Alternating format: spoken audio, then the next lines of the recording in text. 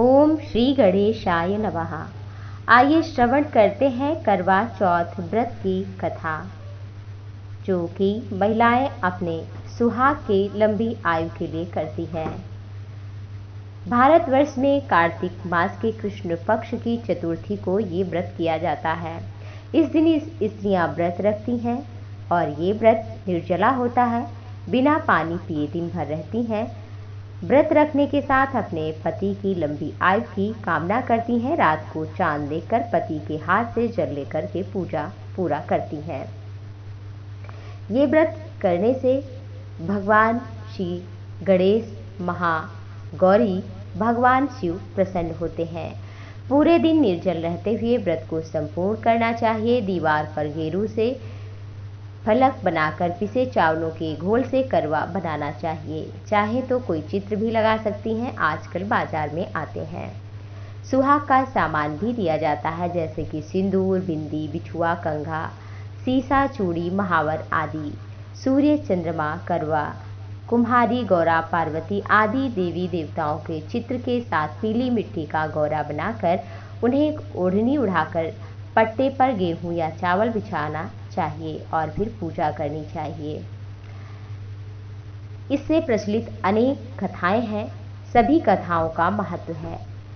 जब करवा चौथ का एक संदर्भ आता है, महाभारत की कथा से प्राप्त होता है कि जब पांडव पुत्र अर्जुन तपस्या करने के लिए नीलगिरी पर्वत पर चले जाते हैं और दूसरी और बाकी पांडव पर कई प्रकार के संकट आ जाते हैं। यह सब देखकर द्रौपदी में बड़ी चिंता में पड़ जाती हैं। भगवान श्री कृष्ण से इन सभी समस्याओं से मुक्त होने का उपाय पूछती हैं।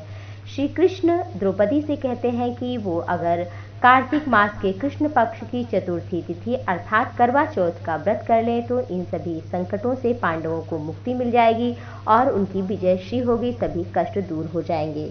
तब फिर द्रौपदी ने ये व्रत किया। कथाएं अनेक प्रकार की है, आइए श्रवण करते हैं। एक कथा इस प्रकार है। प्राचीन काल में एक परिवार में 7 बहू थी। 6 बहू बहुत अमीर परिवार की थी, उनका इसलिए सम्मान ज्यादा होता था। लेकिन 7वीं बहू के मायके में कोई नहीं था। वो घर का काम काज करती थी, इस पर उसे कोई प्यार भी नहीं करता था। उसे सब परेशान अलग करते थे। त्योहारों पर उसके घर से कोई भी नहीं आता था तो उसे बड़ा दुख होता था।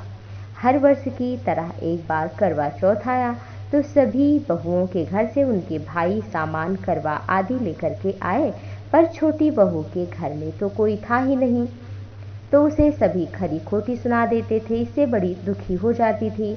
एक बार दुखी होकर वो घर से निकल पड़ी और जंगल में गई।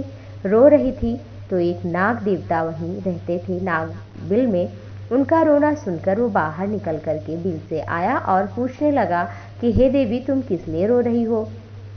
नाग के पूछने पर छोटी बहू बोली, आज करवा चौथ है, यदि हमारा कोई भाई होता तो आज करवा लेकर जरूर आता। नाग को उस पर बड़ी दया आ गई। नाग ने कहा, बहन तुम घर चलो, मैं भी करवा लेकर आता हूँ। थोड़ी देर बाद नाग बहुत सा सामान लेकर उसके घर पहुँच गया। इतना सामान देखकर परिवार वाले बहुत प्रसन्न हो गए। सास ने प्रसन्न होकर छोटी बहू को नाग देवता के साथ में भेज दिया।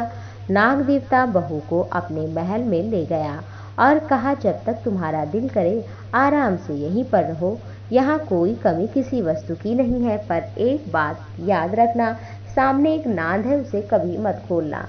बहू बहुत दिनों तक महल में आराम से रहती रही, परंतु एक दिन जब महल में कोई नहीं था, उसने नांद उठाकर देखा तो बहुत से छोटे छोटे सांप के बच्चे इधर उधर भागने लगे। घबरा करके उसने नांद ढक दी।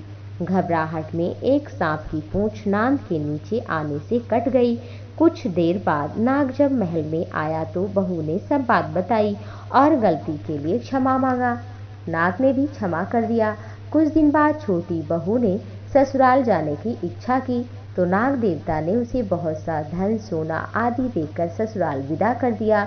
इतना धन सब कुछ देखकर ससुराल वाले तो उसकी बड़ी इज्जत ही करने लगे। जिस सांप की पूंछ कटी थी तो उसे सभी पुचकटा कह करके तंग किया करते थे। एक दिन की बात है कि तंग आकर उसने अपनी माँ से पूछा कि मेरी पूंछ कैसे कट गई। तब माँ ने बताया कि छोटी बहू नांद उठा रही थी, तभी घबराहट में रखने से तुम्हारी पूंछ कट गई। सांप बोला, मैं उससे बदला लूंगा। माँ ने बहुत समझाया पर वह ना माना और एक दिन मौका पाकर छोटी बहू के घर में घुस गया और उसे काटने की सोचने लगा। तभी उसे बहस करने की आवाज़ सुनाई देने लगी।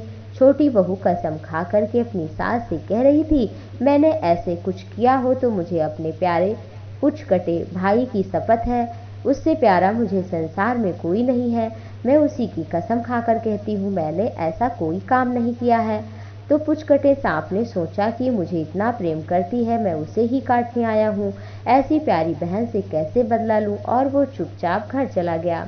तभी से पुचकटा हर वर्ष करवा चौथ के दिन अपनी प्यारी बहन के लिए सभी सामान करवा इत्यादि लेकर के आता था, जिससे ससुराल में उसकी बड़ी इज्जत हुई और सभी उसे प्रेम करने लगे। और इस व्रत के करने से उसका सभी कार्य पूर्ण हुआ, मनोकामनाएं पूर्ण हुई, पति की दीर्घायु हुई, सुख शांति समृद्धि हुई।